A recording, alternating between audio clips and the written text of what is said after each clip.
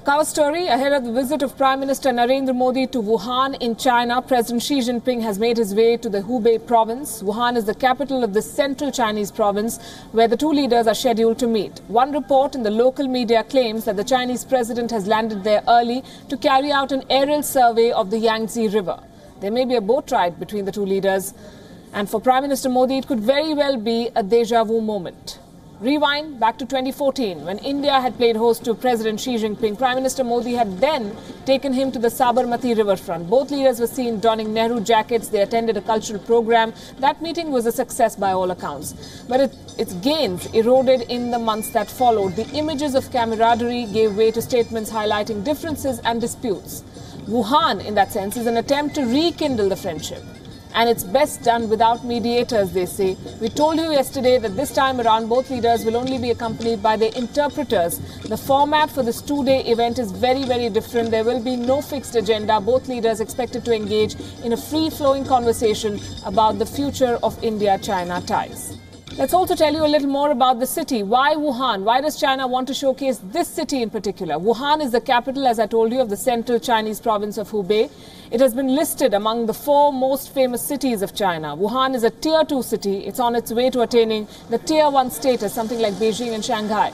Wuhan comes with a great slice of history. It was China's de facto capital in 1938. And China's great leader, great founder, Chairman Mao, used to swim in the Yangtze River. He would then feast on pork in black bean sauce and spicy fish, we're told. Maybe Wuhan will honor Prime Minister Modi with a version. Wuhan is rapidly modernizing too. The city is crisscrossed by railways, highways and expressways, making it a major transportation hub. And for that reason, it has often been described as the Chicago of China.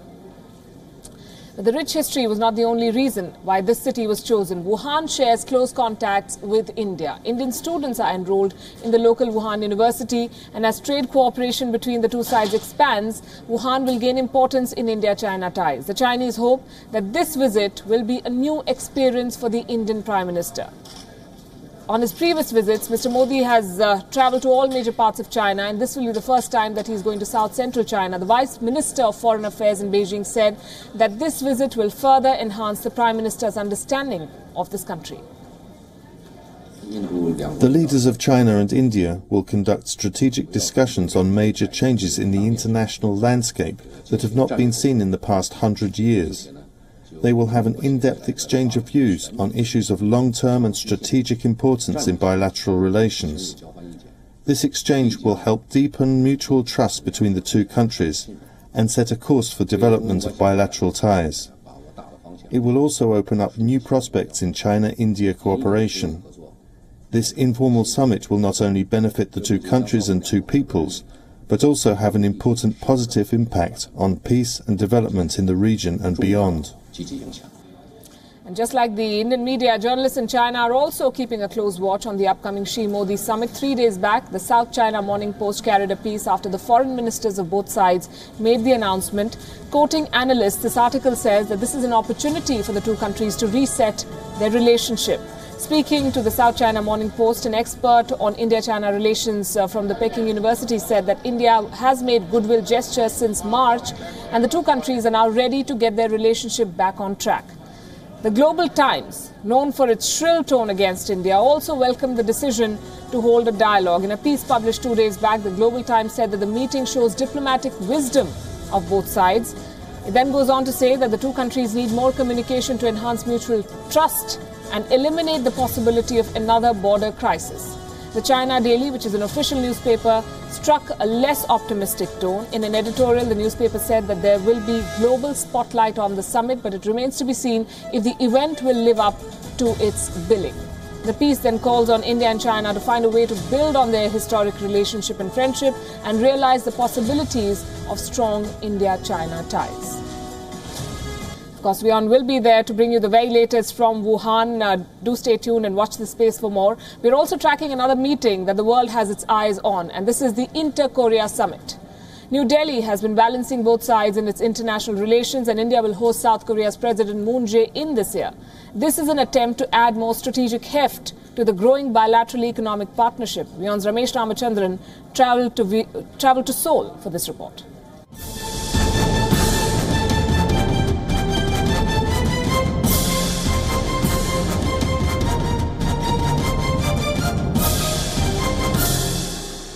May I begin by asking you for your... Speaking exclusively to WION, South Korea's ambassador to India, Shin Bong-kil, says that President Moon Jae-in can soon be expected to visit India. The coming visit of my president will be a mark a good point to upgrade the overall relationship of our two countries.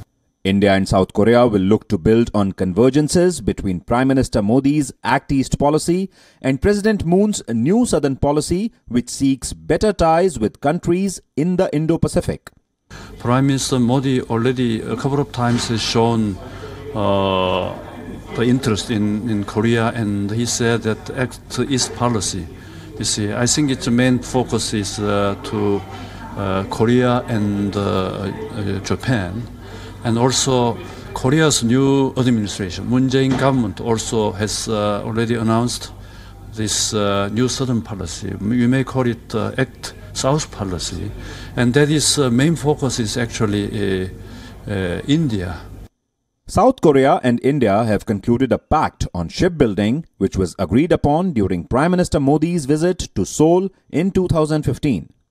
The South Korean leader's visit to India signals his intent to further integrate South Korea into the security and economic architecture of the Indo-Pacific. Prime Minister Modi's Act East policy and President Moon Jae-in's new Southern policy have some similarities, but the South Korean leader has voiced reservations about the Indo-Pacific strategy being pursued by the US, Australia, Japan and India. Ramesh Ramachandran in Seoul for WION. India-South Korea diplomatic relations took off in the year 2000 when the then Indian President APJ Abdul Kalam paid a visit to that country. But Prime Minister Narendra Modi is taking it to another level. He's trying to make sure that ties have grown stronger. Ramesh Ramachandran explains.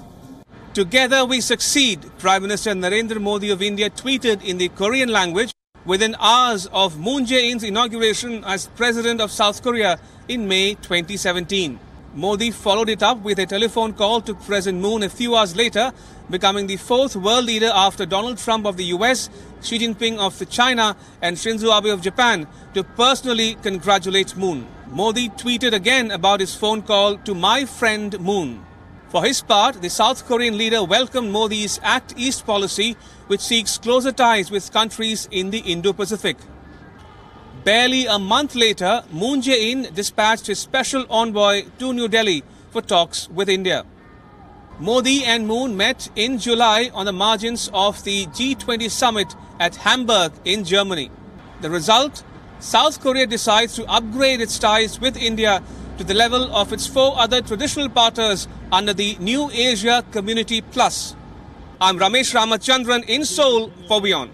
Relations between New Delhi and Seoul have always been friendly. Over the years, these two countries have signed various trade pacts and a civil nuclear energy agreement. But there is potential for more. Our next report explores the past, the present and the future of relations between India and South Korea. A good indication of growing ties between South Korea and India can be had from the fact that Hyundai, Samsung and LG are household names in India. South Korean traditional food kimchi made from fermented vegetables such as cabbage and K-pop star Psy of Gangnam Style fame are popular too. But the dramatic upturn in ties did not happen overnight. India-South Korea ties took off at the turn of the new millennium, with President APJ Abdul Kalam's visit to Seoul in the year 2000. It led to the launch of a joint task force to conclude an agreement called Bilateral Comprehensive Economic Partnership, or the CEPA. It was operationalized a decade later on 1st January 2010. The same year, that is 2010, President Lee Myung-bak visited New Delhi as the chief guest of India's Republic Day celebrations. He raised the ties to the strategic level.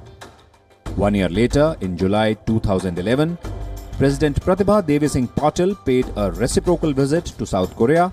A civil nuclear energy cooperation agreement was signed on the occasion of her visit. And in the following year, that is 2012, Prime Minister Manmohan Singh travelled to Seoul for bilateral talks and attending the Nuclear Security Summit. Both sides signed a visa simplification agreement.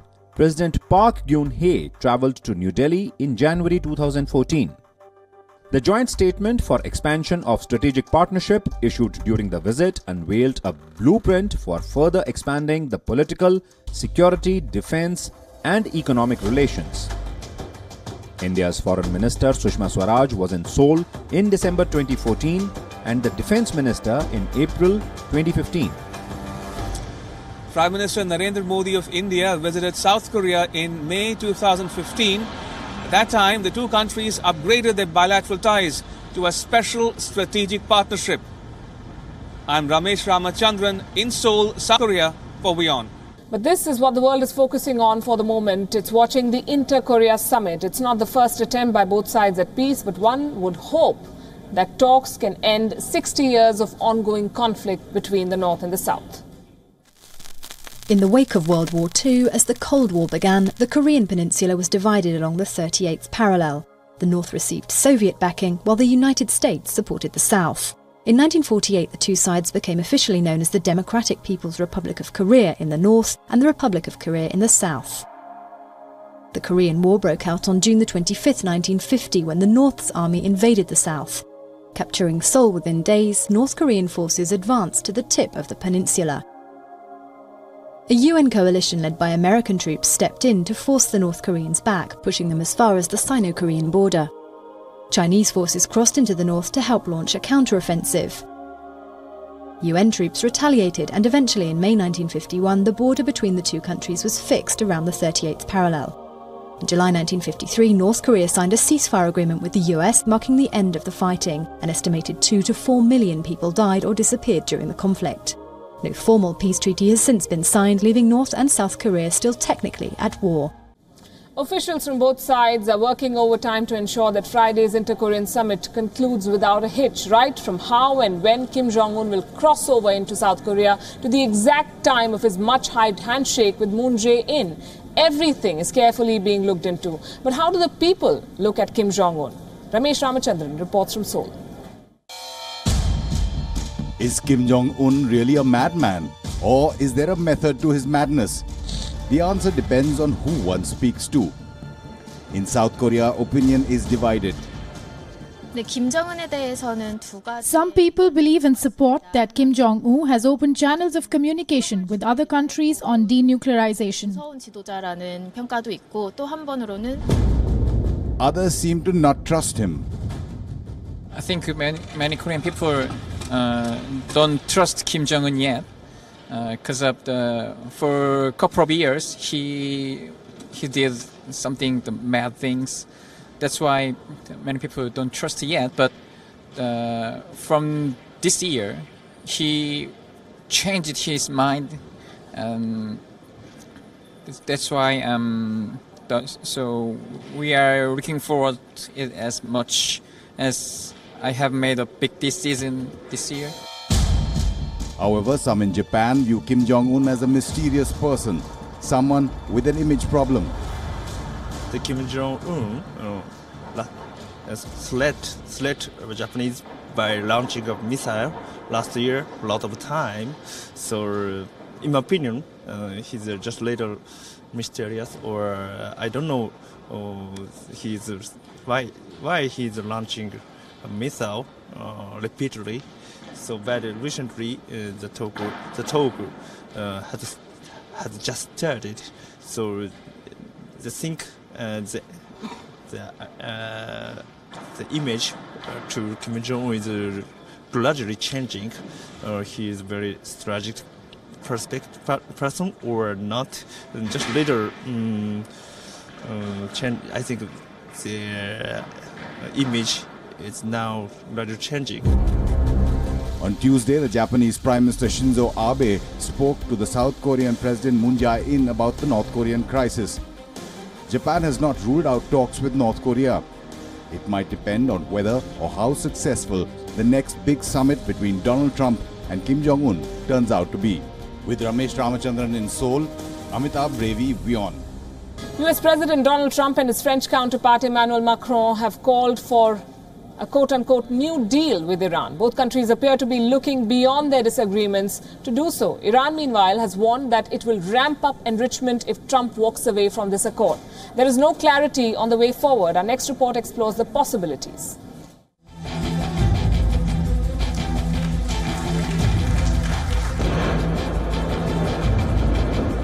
If one thing was clear during this meeting, is that Trump doesn't like the nuclear accord with Iran.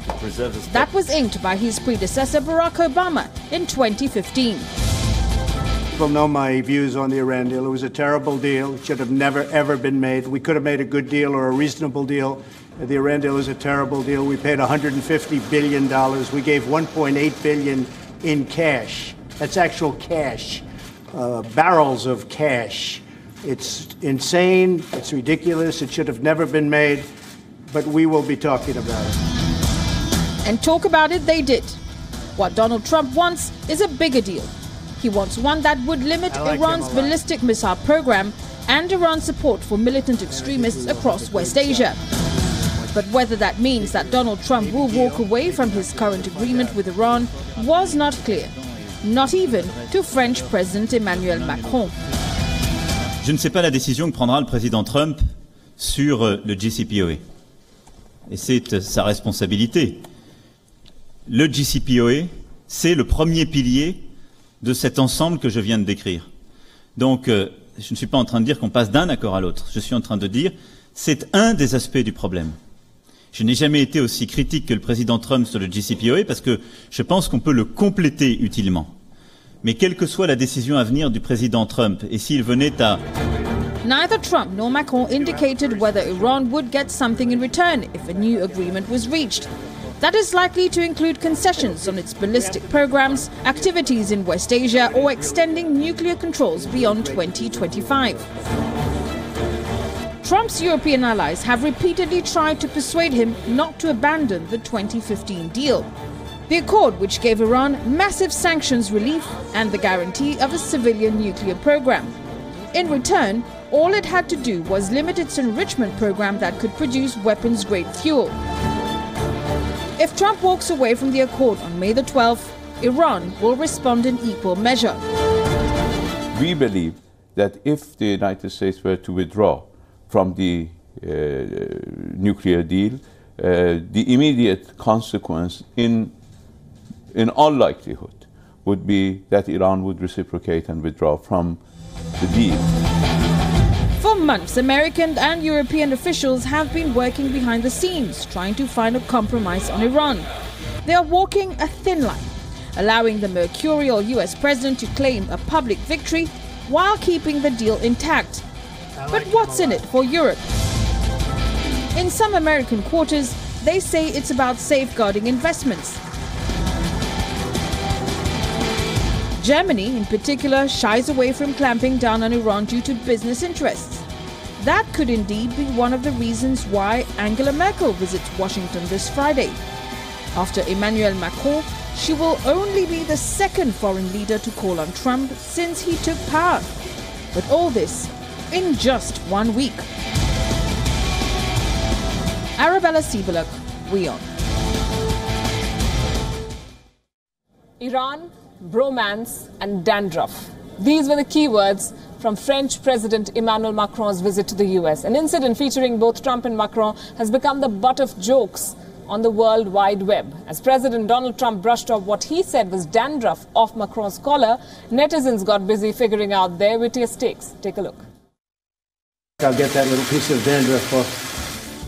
If you've been trying to Google dandruff about your own hair troubles today, you might have run into those of Emmanuel Macron.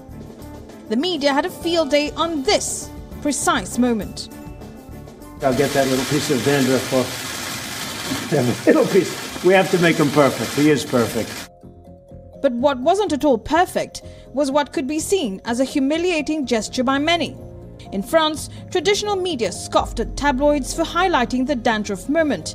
Iran was a more serious issue and should have been the center of attention. But that wasn't all. This moment also made headlines. Trump dragging Macron by the hand, adding to the series of bizarre handshakes and embraces which have studded Macron's 3-day tour. But if only that were all.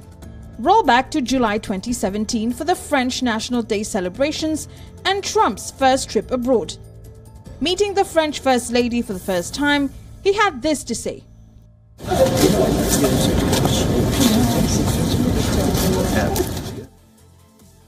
Netizens called the comment creepy, sexist, or even gross and inappropriate.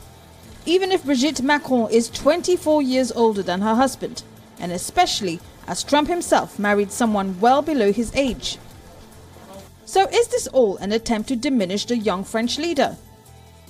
His entrance on the political scene is recent, and he's suddenly been propelled as Europe's envoy to the US on the Iran deal. Macron was also vocal about his role in the Syria strikes. Could this have proved too much, too soon for Donald Trump? Arabella Sibelak, WION. And this is the biggest headline in India. From an ashram on the banks of the river Sabarmati 30 years ago to becoming one of the country's most popular self-styled godmen, and now a rape convict, Indian preacher Asa Ram has witnessed a fall from grace, and how? Here's a report. धन्यवाद करता हूं न्यायपालिका का, उन्होंने हमारी पीड़ा समझी और हमें न्याय दिया। सब लोगों का मैं धन्यवाद करता हूं जो मेरे साथ अंत तक इस लड़ाई में खड़े रहे। बहुत बहुत धन्यवाद करता हूं। मीडिया को भी मैं बहुत बहुत धन्यवाद करता हूं, अपने नगरवासियों ने, जिन्होंने मेरा अंत तक साथ दिया। A self-styled godman, Asa Ram has been in jail since 2013. Accused of sexually assaulting a minor girl. In another case that came to light later, two sisters from the state of Gujarat accused Asa Ram and his son of rape and illegal confinement. Now, a court in Jodhpur has found Asa Ram guilty of raping a minor. The so-called godman will now spend the rest of his life behind bars. Here's a look at the charges against him. Section 342 of the Indian Penal Code for wrongful confinement. Section 354 for assault on women with an attempt to outrage her modesty. Section 370 Part 4 for trafficking a person for exploitation. IPC 376 for rape. IPC Section 23 of the Juvenile Justice Act or penetrative assault on raping a minor girl. But Asa Ram is not the first self-styled godman to be convicted on sexual assault charges and rape.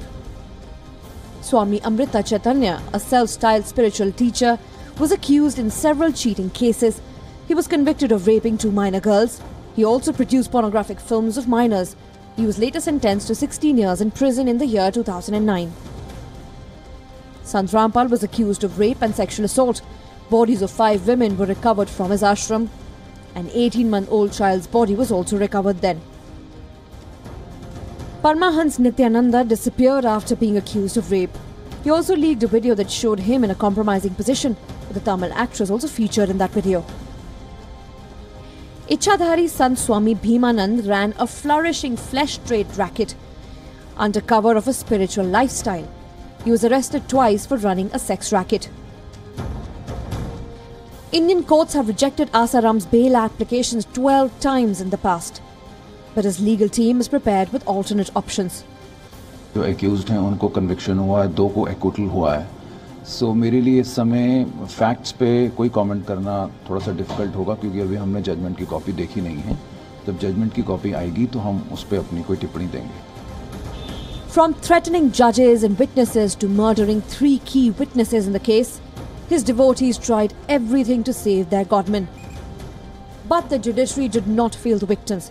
For now, it looks like Asa Ram's days outside prison cells are over. Jessica Taneja, WION. Today is World Malaria Day. The theme this year is Ready to Beat Malaria. But the world is far from ready. Take a look at some numbers and you'll get the picture. In 2016, deaths caused by malaria were alarmingly high. As many as 216 million malaria cases were reported in 91 countries. 90% of these cases were reported from Africa. This region accounted for 91% of malaria deaths. The picture isn't all gloomy though. According to the World Malaria Report, the death of children below 5 years of age has almost reduced to half. And yet the numbers are appallingly high. Nearly half of the world's population was reported to be at the risk of malaria in 2016, with most of these cases in sub-Saharan Africa. A WHO report says that the rate at which the world is fighting malaria, there is no way the 2020 target will be achieved. The aim was to cut the number of cases by 40%. It may not happen at this rate. The India story is no better. The World Health Organization says that India records one of the highest number of deaths by malaria, and while the number of cases globally may have declined, India has bucked the positive trend due to alarmingly low surveillance. Here's more.